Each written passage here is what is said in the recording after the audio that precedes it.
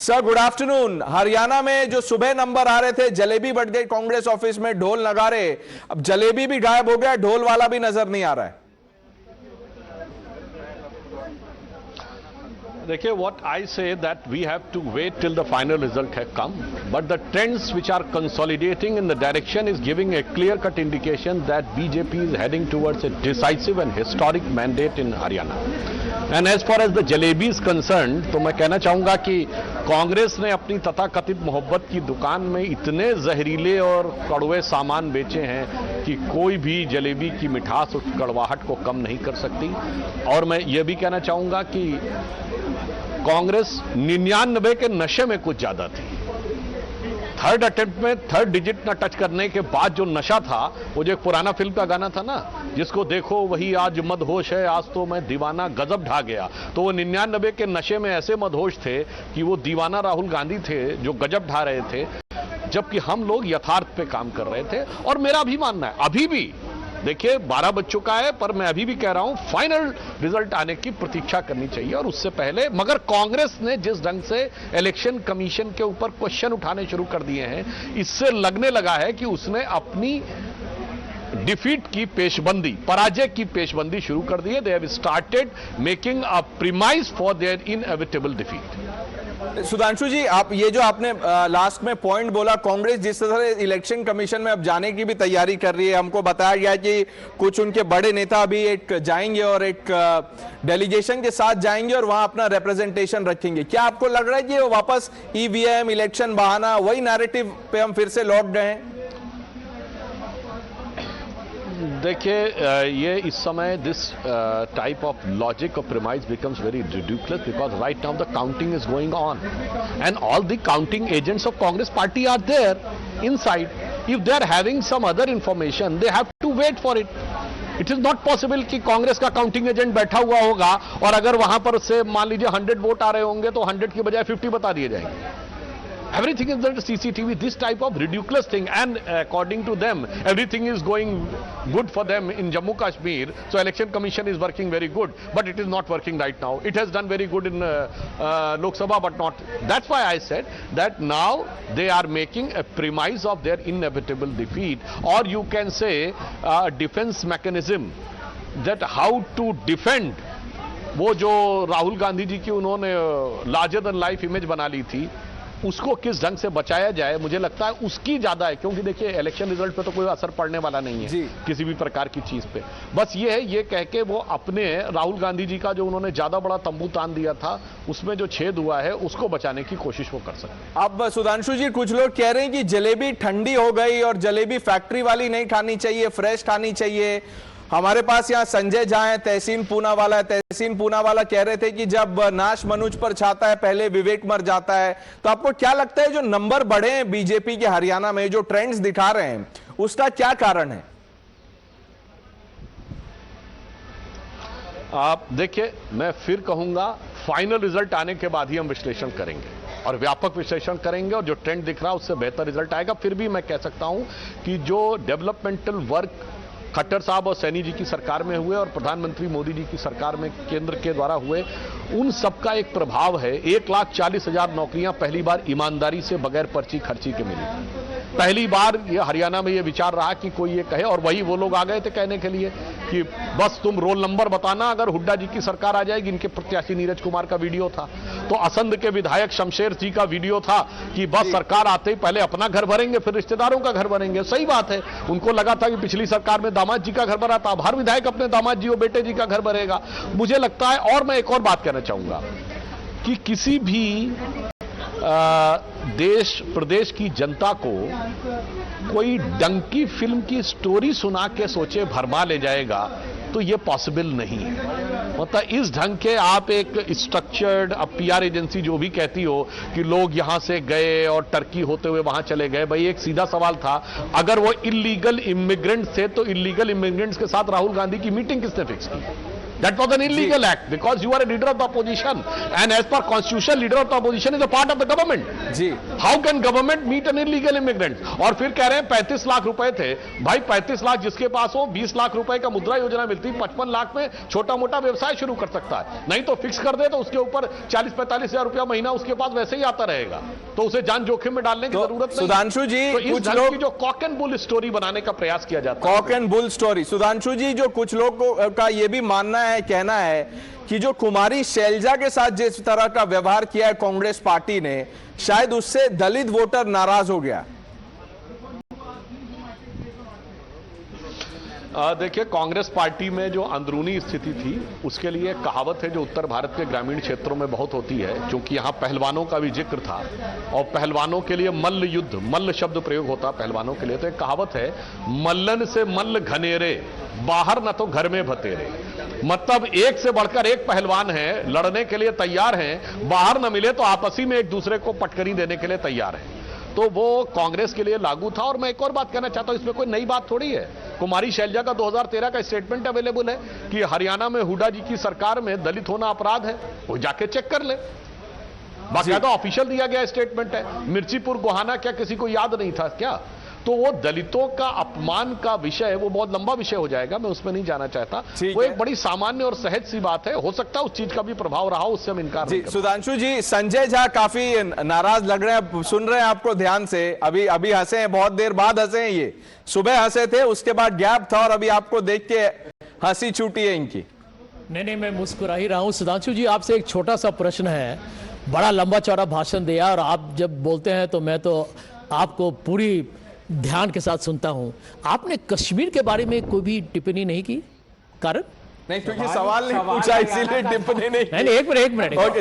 देखिए, हरियाणा देखिए Sachdeva also joining a broadcast. Sanjay Jha, सुनिए। Look, let's be fair to Dr. Trivedi. I didn't ask him any question on Kashmir. Sanjay, लेकिन एक और सवाल है जो सुधांशु जी से करना चाहिए। इलेक्शन से पहले कुमारी शैलजा को लेकर बहुत सारे इन्विटेशंस जा रहे थे कि उन्हें बुलाया जाए भाजपा में। सुधांशु जी, क्या वो दरवाजा अभी भी खुला है? आज कुमारी शैलजा की तस्वीरें देख रहे थे और दूसरी तरफ हुड्डा जी की तस्वीरें देख रहे थे, दोनों में स्टार्क डिफरेंस है। और कहा यह भी जा रहा है कि कांग्रेस में अंदरघात हुआ है, ये जिसकी वजह से इस तरह का नतीजा है। सुधांशु जी, तो क्या कुमारी शैलजा अभी भी आप लोगों के संपर्क में आ सकती है? देखिए, there is a fundamental difference between structure of Congress and structure of BJP. Congress is a fundamentally power-oriented leader-based party, and BJP is fundamentally ideology-oriented and cadre-based party. तो हमारे और इनके आधार में ही अंतर है, इसलिए इनके यहाँ नेताओं की लड़ाई बहुत ज्यादा सिग्निफिकेंट होती है। हमारे यहाँ विचार आधार है हिंदुत्व, विचारधारा प्रेरित कैडर आधारित दल हैं, ये सत्ता प्रेरित लीडर आधारित दल हैं। इसलिए जब सत्ता छूटती है तो कांग्रेस टूट जाती है। संजय झा जी बहुत विद्वान व्यक्ति हैं, मैं तो आज की क्या बात कहें, ये तो मोदी जी पे बता रहे थे। मैं 90 के दशक में कहता हूं, ये अर्जुन सिंह, शरद पवार, एनडी तिवारी टूटे थे, तब तो मोदी जी अमित शाह जी नहीं थे। और 77 में निजलिंगप्पा, कामराज और चौधरी चरण सिंह, चंद्रशेखर, नीलम संजीव रेड्डी 67 में टूटे थे, तब तो ये लोग शायद बच्चे रहे होंगे। तो मुझे लगता है कांग्रेस का एक इतिहास रहा है कि whenever the power is not there, there is a tussle, and whenever power is there, there is a tussle for power. On the contrary, BJP is having a consistent approach on the basis of ideology, inspired and a dedicated cadre to attain the target. तो ये वो हैं जो हालात के हिसाब से बदलने की कोशिश करते हैं, ये सुविधा की राजनीति करते हैं, हम हालात को बदलने का प्रयास करते हैं. Do you want to respond to what Dr. Trivedi is saying? नहीं, देखिए, मैं सुधांशु जी का बहुत इज्जत करता हूं। मैं इतना ही कहूंगा, सुधांशु जी, देखिए कि आप लोग भी सच में बोलिए, आप अपना हाथ दिल पर रख के सच में बताइए कि क्या आपको उम्मीद था कि आप हरियाणा जीतेंगे, या अब जो आगे भी है, जीते तो नहीं है, अभी आप आगे हैं, क्या आपको उम्मीद था क्या? सच बोलिए सुधांशु जी, आप मेरे मित्र हैं, हम दोनों आदमी एक दूसरे को हमेशा बहुत प्रेम और इज्जत के साथ सुनते हैं, तो आप बताइए। हाँ?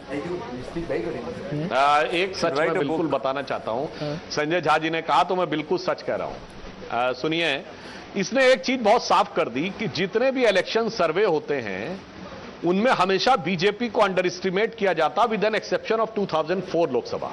उसमें जो बीजेपी को प्रोजेक्ट किया गया था उससे कम सीटें मिली, बाकी सब में ज्यादा मिलती हैं। और एक सीरियस बात है संजय जी, ये पहले मध्य प्रदेश, राजस्थान, छत्तीसगढ़, फिर लोकसभा में हमारे खिलाफ गया मामला। मगर अब एग्जिट पोल्स की जो मेथोडोलॉजी है उसके ऊपर भी पुनर्विचार की आवश्यकता है। एग्जिट पोल इतना गलत नहीं निकलते थे जितना ये थर्ड सक्सेसिव स्थिति है जब एग्जिट पोल एकदम गलत निकलने शुरू हुए। या तो मेथोडोलॉजी में चेंज होने की जरूरत है, या इसका मतलब वो लोग भी अब हवा का रुख देखकर निर्णय लेने का प्रयास करने लगे। ये एक बहुत बड़ा सच उभर कर सामने आया है इस रिजल्ट से। मैं सुधांशु जी के साथ follow up question Sanjay Jha, क्या आपको उम्मीद थी कि कांग्रेस इतनी बुरी तरह हार जाएगी Haryana? In spite of everything, in spite of a double anti-incumbency, in spite of the fact the BJP was not even talking of Haryana, all the focus was on Kashmir. Deepti, So why did the Congress can you do imagine this? the BJP had to change a chief minister, an open admission that things were But not the in order. story, Sanjay, is in spite of that, Yeah. in spite of that, the Congress lost. That think is the- the big I story. think Were the- you overconfident? I think the Congress has done the classical cricket cliche, which is to snatch defeat from the jaws of victory. Simple. Anand. I kind of disagree with that. I think I'll take a couple of minutes because I think if the results hold true, it's a spectacular win for the BJP. In the last 60 years, if I'm not mistaken, the anti-incumbency has been beaten for the third time. So it is a mix of, I would say, Kattar BJP vote and Khattar BJP vote. Now, how did this happen? I would disagree with my good friend Sanjay saying that Congress has snatched defeat from the jaws of victory. I don't think one should look at this, if it is beating anti-incumbency so spectacularly, as a failure of Congress as much as it is the success of the BJP. Now, there I would admit that it is a mix of a win for the BJP and a win for the opposition as well. Now, what do I mean by that? Win for the BJP, development has obviously happened. I mean, you just look at one parameter. The exports of Haryana have grown almost 5-fold in the last 10 years. It's spectacular, 2.5 lakh crores. It used to be like 60 lakh crores. So many other parameters. Let's not go into that. Development has happened. But how has it been a win for the opposition? Here, ironically, one has to, or BJP has bitten the dust, because this freebie culture has now almost pervaded till the bottom rungs of the BJP. Just give me 30 seconds, I'll explain that, because it's very important. The debt of Haryana right now is 3.5 lakh crores. It's almost unsustainable.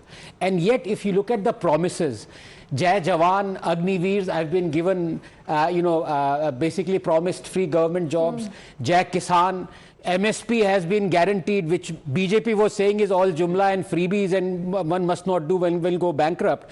It's promised on all Haryana crops. And you have so many other things like that. You look at, for example, 2,100 rupees to every eligible woman in Haryana. All that money somebody's got to pay for. BJP has learnt its lesson from the opposition that committed this harakiri in the 2024 Lok Sabha election, that if we don't do this, we're going to lose elections.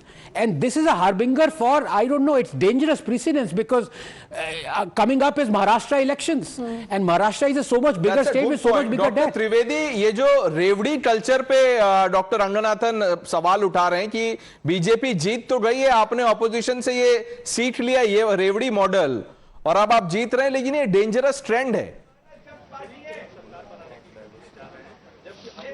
देखिए, जो आनंद रंगनाथन जी ने कहा वो बहुत गंभीर बात है। That is a very serious and sensitive issue. But slightly मैं उनकी बात को इम्प्रोवाइज करते हुए कहूंगा, हम धीरे धीरे आगे बढ़ते हैं। जैसे हमने किसान सम्मान निधि 6,000 करी 2014, when we became the 5th largest economy and our capacity increased, then we changed it to 12,000.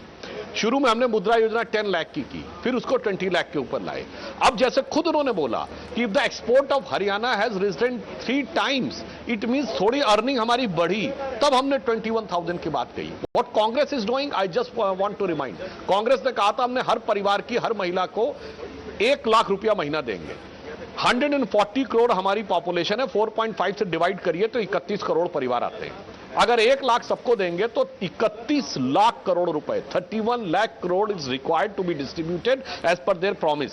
और बजट में जाकर देख लीजिए, जो अर्निंग है गवर्नमेंट ऑफ इंडिया की, रेवेन्यू रिसीव्ड इज 26,80,000 करोड़। यह है डिजास्टर।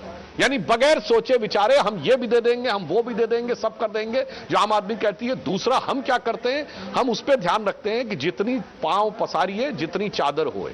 मगर आनंद जी ने जो बात कही है कि ये भविष्य के लिए चुनौती है, तो मैं भी मानता हूं।